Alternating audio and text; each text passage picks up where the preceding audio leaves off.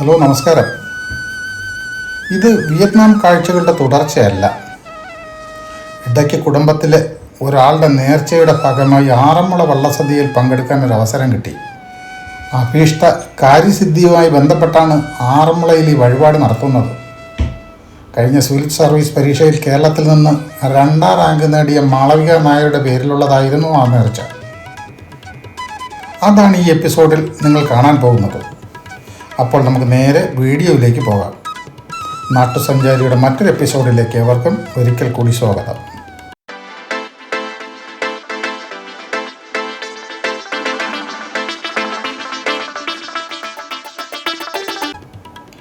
ഇത് ആറന്മുള പാർത്ഥസാരഥി ക്ഷേത്രം.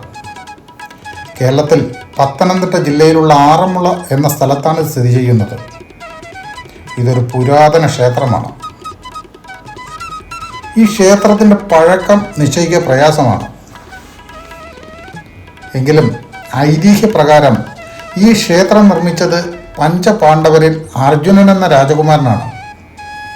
പുരാണപ്രകാരം പാണ്ഡവർ 5 കൃഷ്ണക്ഷേത്രങ്ങളാണ് നിർമ്മിച്ചിട്ടുള്ളത്. അതായത് പഞ്ചപാണ്ഡവർമാരിൽ ഓരോരുത്തരും ഓരോ ക്ഷേത്രം വീതം ഉണ്ടാക്കി എന്നാണ് ഐതിഹ്യം. അതിലൊന്നാണ് ഈ ക്ഷേത്രമെന്നാണ് സങ്കല്പം. ആൾവാർ സന്യാസിമാർ ആരാധിക്കുന്ന 108 വിഷ്ണു ക്ഷേത്രങ്ങളിൽപ്പെട്ട ഒന്നാണ് ഈ ക്ഷേത്രം. ശ്രീകൃഷ്ണൻ വിഷ്ണുവിൻ്റെ ഒരു അവതാരമാണെന്നാണല്ലോ സങ്കല്പം. ശബരിമലയിലെ ആചാരങ്ങളുമായും ഈ ക്ഷേത്രം ബന്ധപ്പെട്ടിരിക്കുന്നു. അയ്യപ്പ വിഗ്രഹത്തിൽ ചാർത്താനുള്ള തങ്ക അങ്കി ഇവിടെയാണ് സൂക്ഷിച്ചിരിക്കുന്നത്. തിരുവിതാംകൂർ രാജകുടുംബം സംഭാവന ചെയ്തതാണ് തങ്ക അങ്കി. അതുപോലെ അയ്യപ്പ വിഗ്രഹത്തിൽ ചാർത്താനുള്ള തിരുവാഭരണവും വഹിച്ചുകൊണ്ടുള്ള യാത്ര ഇതുവഴിയാണ് കടന്നു പോകുന്നത്.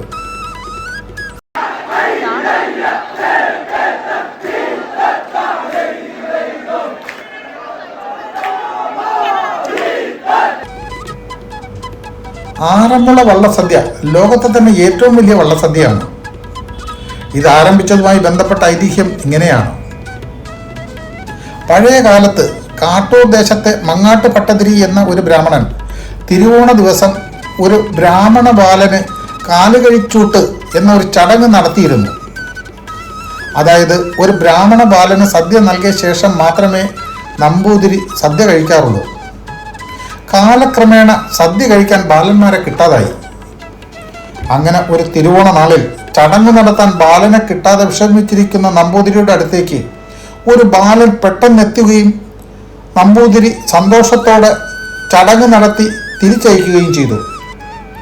പോകാൻ നേരം ബാലൻ നമ്പൂതിരിയോട് അടുത്ത വർഷം മുതൽ സദ്യ ആറന്മുള പാർത്ഥസാരഥി ക്ഷേത്രത്തിൽ എത്തിച്ചാൽ മതി എന്ന് പറയുകയും ചെയ്തു. അന്ന് രാത്രി തിരുമേനി ഒരു സ്വപ്നം കാണുകയും പാർത്ഥസാരഥി ക്ഷേത്രത്തിലെ സാക്ഷാൽ ശ്രീകൃഷ്ണനാണ് കാലുകഴിച്ചൂട്ടിന് എത്തിയത് എന്ന് മനസ്സിലാക്കുകയും ചെയ്തു. അങ്ങനെയാണ് എല്ലാ വർഷവും തിരുവോണ നാളിൽ കാട്ടൂർ മങ്ങാട്ടുമനയിൽ നിന്ന് ഈ ക്ഷേത്രത്തിൽ സദ്യ ഉണ്ടാക്കാനുള്ള വിഭവങ്ങൾ എത്തിച്ചു തുടങ്ങിയത്.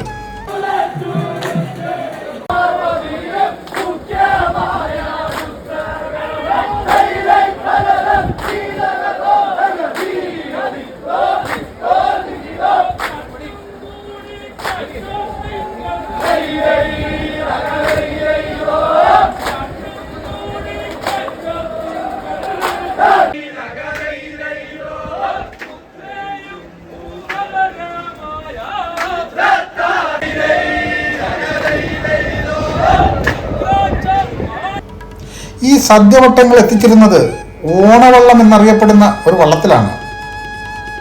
പമ്പയാറിന്റെ തീരത്താണല്ലോ പാർത്ഥസാരഥി ക്ഷേത്രം സ്ഥിതി ചെയ്യുന്നത്. കാട്ടൂർ ദേശത്തു നിന്നും പമ്പയാറിലൂടെയായിരുന്നു ഈ വള്ളം പാർത്ഥസാരഥി ക്ഷേത്രത്തിൽ എത്തിയിരുന്നത്.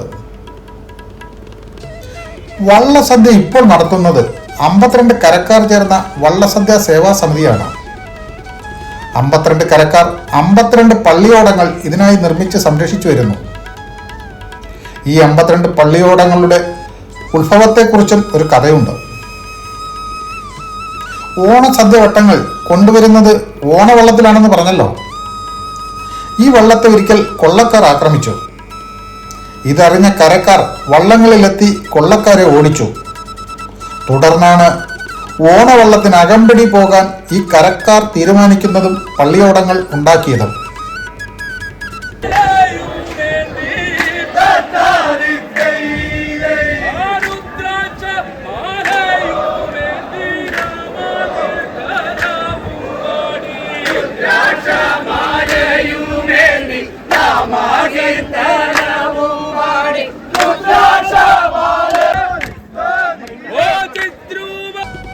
ഈ സ്ഥലത്തിന് ആറന്മുള എന്ന പേര് വരാൻ കാരണം ഭഗവാൻ 6 മുളകളിൽ കയറിയാണ് ഇവിടെ എത്തിയതെന്നാണ് ഐതിഹ്യം.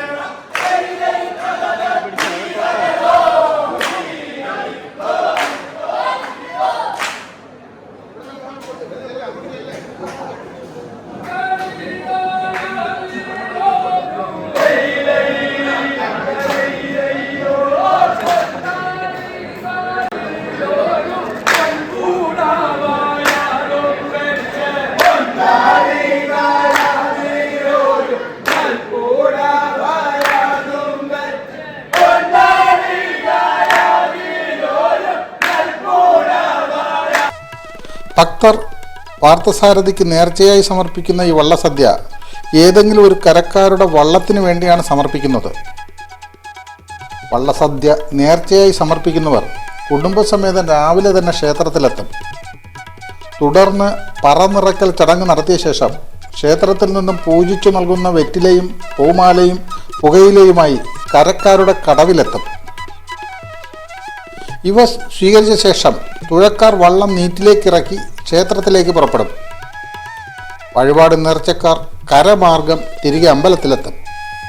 തുടർന്ന് തുഴക്കാർ നദിയിലൂടെ വള്ളത്തിൽ ക്ഷേത്രത്തോടനുബന്ധിച്ചുള്ള കടവിലെത്തും. കടവിൽ നിന്നും തുഴക്കാരെ നേർച്ചക്കാർ ചടങ്ങുകളോടെ സ്വീകരിച്ച് അമ്പലത്തിലേക്ക് ആനയിക്കും. വള്ളത്തിൽ തുഴഞ്ഞു വരുമ്പോഴും ക്ഷേത്രത്തിലേക്ക് പ്രവേശിക്കുമ്പോഴും വള്ളക്കാർ ഭഗവാനെ സ്തുതിക്കുന്ന വഞ്ചിപ്പാട്ടുകൾ ഉറക്കെ പാടുന്നുണ്ടാവും.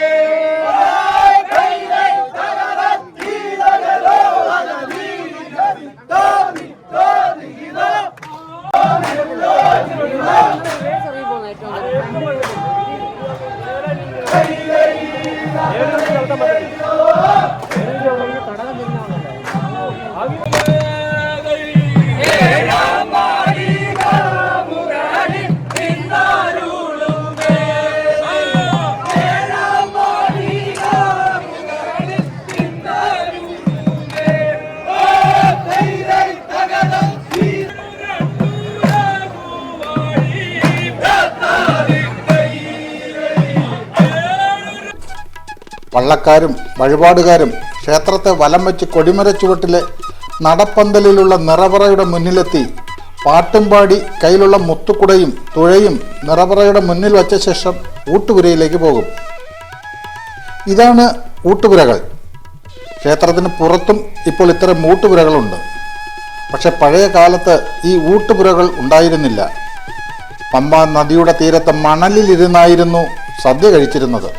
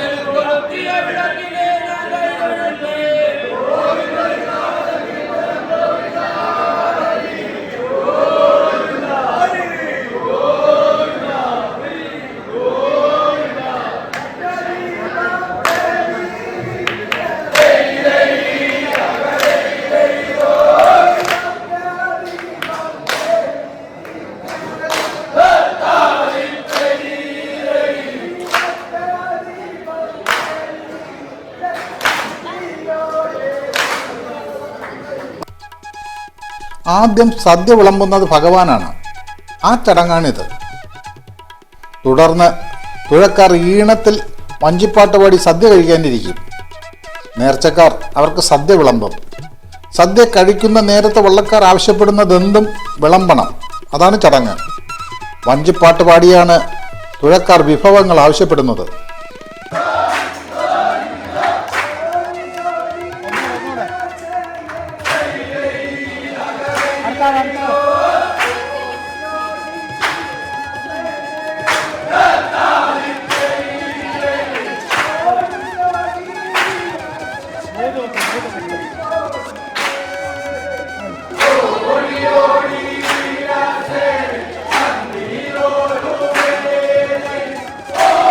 Oh,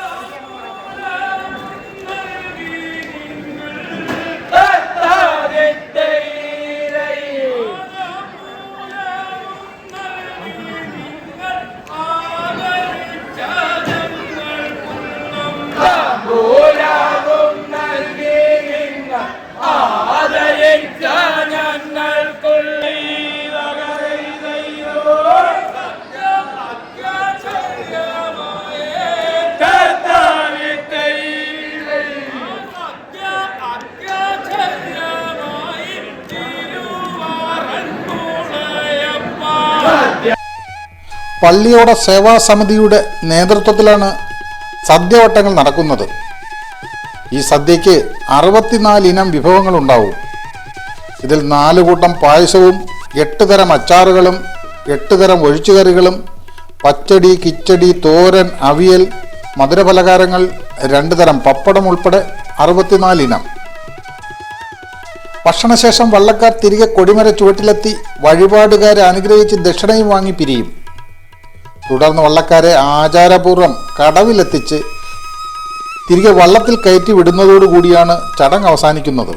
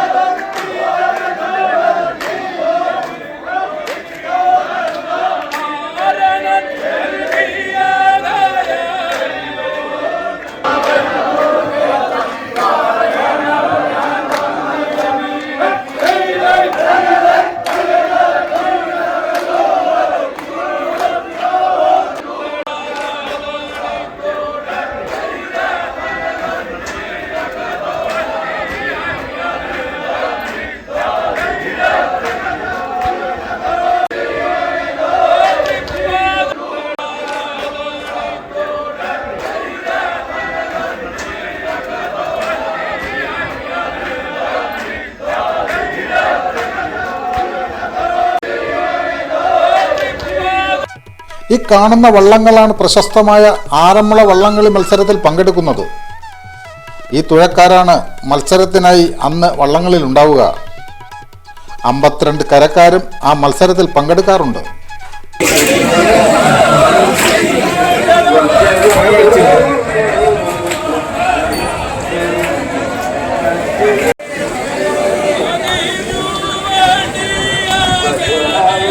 കഴിയുമെങ്കിൽ അടുത്ത വള്ളംകളി കാണാൻ ഞാൻ ശ്രമിക്കും. എന്നാൽ ആ കാഴ്ചകളെ നിങ്ങളെ ഞാൻ കാണിക്കും. ഇതോടുകൂടി ഈ എപ്പിസോഡ് ഞാൻ അവസാനിപ്പിക്കുന്നു. അടുത്ത എപ്പിസോഡിൽ കാണും വരെ ഗുഡ് ബൈ.